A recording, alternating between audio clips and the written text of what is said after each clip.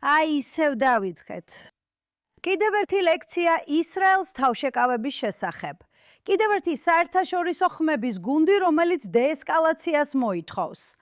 კიდევ ერთი მცდელობა, ვითომ თუ ისრაელი კიდევ ერთ თავდასხმას აიტანს, კიდევ ერთ რაკეტას უგულებელყოფს, კიდევ ერთ დარღვევას მოითმენს, თითქოს და მშვიდობა ჯადოსნურად დაისადგურებს. მაგრამ ახლო აღმოსავლეთი ასე არ მუშაობს. ისრაელი გუშინ არ გაღვიძებულა ჩხუბის საძიებლად. ბოლო დარტყმები მოხდა მას შემდეგ, რაც ჰეზბოლამ კიდევ ერთხელ განახორციელა თავდასხმები ისრაელზე და არღვია შეთანხმებები, რომლებიც ომის განახლების თავიდან ასაცილებლად იყო მიღებული. ისრაელმა პასუხად დაარტყა ჰეზბოლას სამიზნეებს ბეირუთის სამხრეთ გარეუბნებში, რაიონში, რომელიც დიდი ხანია ორგანიზაციის ერთ-ერთ მთავარ საკრდენად ითვლება. და სწორედ აქ ხდება საერთაშორისო საუბარი განზრახ არაკეთილსინდისიერი. მსოფლიო კვლავ განიხილავს ჰეზბოლასა და ირანს, თითქოს ისინი ცალკეული მოქმედი პირები იყვნენ. ასე არ არის. ჰეზბოლა უბრალოდ ლიბანური პოლიტიკური მოძრაობა არ არის, რომელიც ზოგჯერ ირანის მხარდაჭერას იღებს. ეს ირანის ყველაზე წარმატებული საგარეო სამხედრო პროექტია.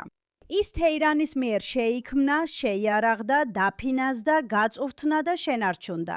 მისი არსენალი, დოქტრინა, ხელმძღვანელობა და სტრატეგიული მიზანი განუყოფელია ირანის რეჟიმის რეგიონული ამბიციებისგან. აი რატომ, როცა ისრაელი ჰეზბოლას უპირისპირდება, ირანი რეაგირებს ისე, თითქოს თავად არის თავდასხმის ქვეშ.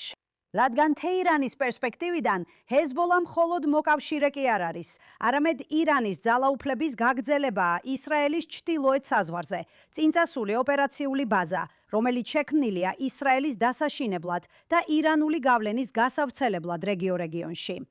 და მოდი გავიხსენოთ, რეალურად რა გააკეთა ჰეზბოლამ.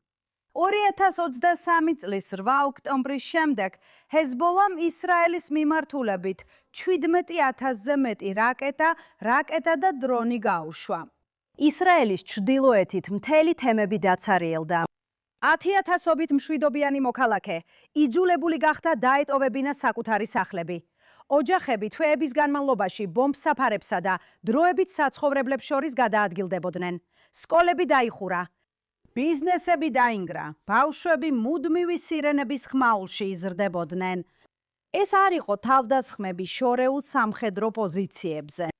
ეს იყო თავდასხმები სამოქალაქო თემებზე, ქალაქებსა და ოჯახებზე, რომელთა ერთადერთი დანაშაული ჩრდილოეთ ისრაელში ცხოვრება იყო. თუმცა როგორღაც მსოფლიო ამ რეალობას შეეჩვია. 1000-ობით რაკეტა ესვრის ისრაელის მშვიდობიან მოსახლეობას და მოლოდინია, რომ ისრაელმა უბრალოდ უნდა აიტანოს ეს თავდასხმები, გამოიჩინოს თავშეკავება და დაელოდოს დიპლომატიის შედეგს. მაგრამ დაუსრულებელი ომები დაუსრულებლად არ რჩება.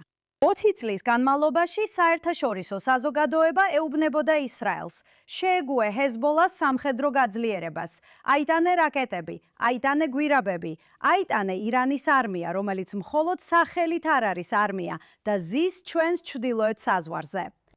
ხოველი ცეცხლის შეწყვეტა წარმოდგენილი იყო როგორც გამოსავალი. ხოველი დიპლომატიური ინიციატივა აღიქმებოდა როგორც გარღვევა. და ყოველ ჯერზე ჰეზბოლა იყენებდა ამ დროებით შეჩერებას ხელახალი შეიარაღებისთვის, გადაჯგუფებისთვის და მომდევნო რაუნდისთვის მის მომზადებისთვის. ეს არის ბოლო 200 წლეულის გაკვეთილი. შეკავება მხოლოდ მაშინ მუშაობს, როცა დარღვევებს მოჰყვება შედეგები.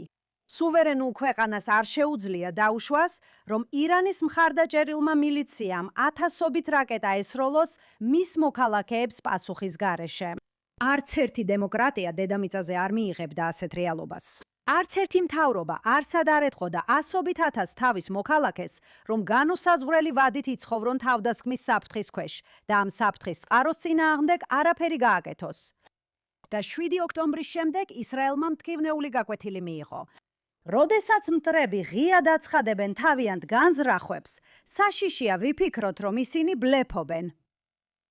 ტრაგედია ისაა, რომ ეს ყველაფერი საჭირო არ იყო მომხდარიყო.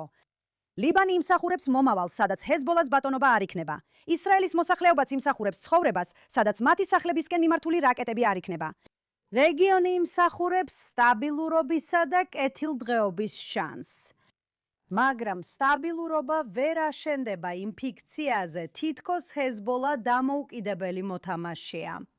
ან თითქოს ირანს შეუძლია დააფინანსოს, შეაიარაღოს, მართოს და იზეიმოს მარიონეტული არმიის ქმედებები და ამავდროულად აირიდოს პასუხისმგებლობა შედეგებზე. დღეს არჩევანი ომსა და მშვიდობას შორის არ არის.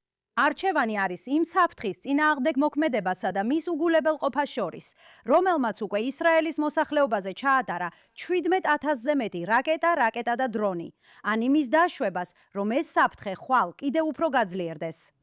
და სწორედ ამიტომ მსოფლიოს მოსწონს ეს თუ არა, ისრაელი თვლის, რომ საქმე ბოლომდე უნდა მიიყვანოს. მიზანი უსასრულო ომი არ არის. მიზანი ისაა, რომ ჩრდილოეთ ისრაელის მშვიდობიანმა მოსახლეობამ საბოლოოდ შეძლოს სახლში დაბრუნება, თავიანთი თემების აღდგენა და ცხოვრება ირანის პროქსი არმიის ჩრდილის გარეშე. ისინი ზიან თავიანთ საზღვარზე და ელოდებიან შემდეგ შესაძლებლობას, რომ დაარტყან. როგორც ჩანს, ერთადერთი დაუსრულებელი ომი ებრაელების წინააღმდეგაა და ეს უკვე საკმარისია ჩვენთვის. კარგი.